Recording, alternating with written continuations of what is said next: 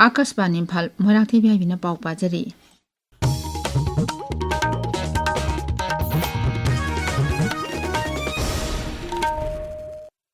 Raja sida ain kaina sanglakpa Bangladesh ki mioi Myanmar gi Rohingya amasung Pakistan gi mioi singi masing hengalakliba asigi yanglaga Manipur Police na akanba section thorang sing lokhatle.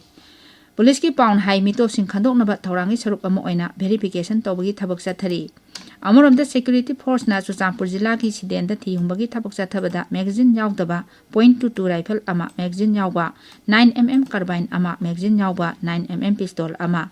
SB rifle taruk 12 bore rifle ama ball action single barrel rifle ama yauna tongan ba kusu kulai kya phangba ngamki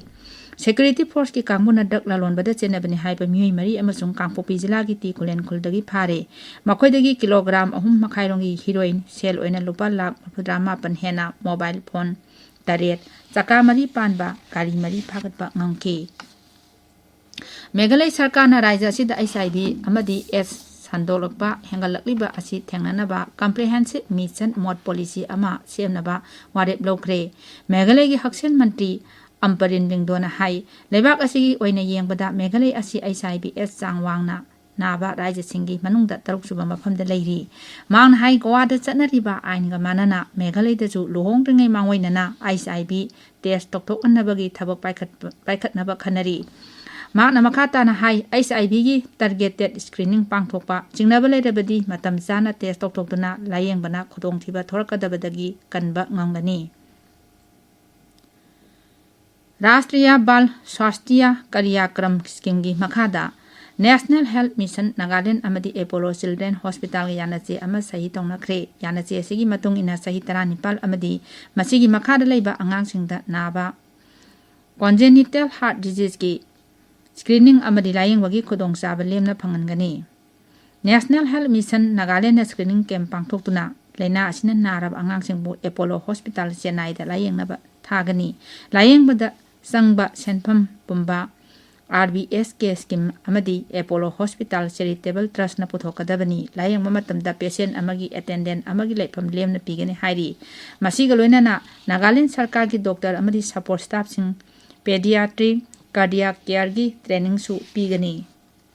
Pradhan Mantri Narendra Modi numit nini ki khongchata ngasi Maldives ta thungkre Shri Modi bo Maldives ki President Mohammed Muizuna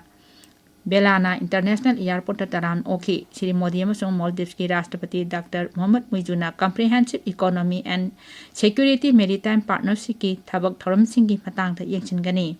Pradhan Mantri na hayeng Maldives ki humpusuba ningtam numit palan tharumda saruk yagani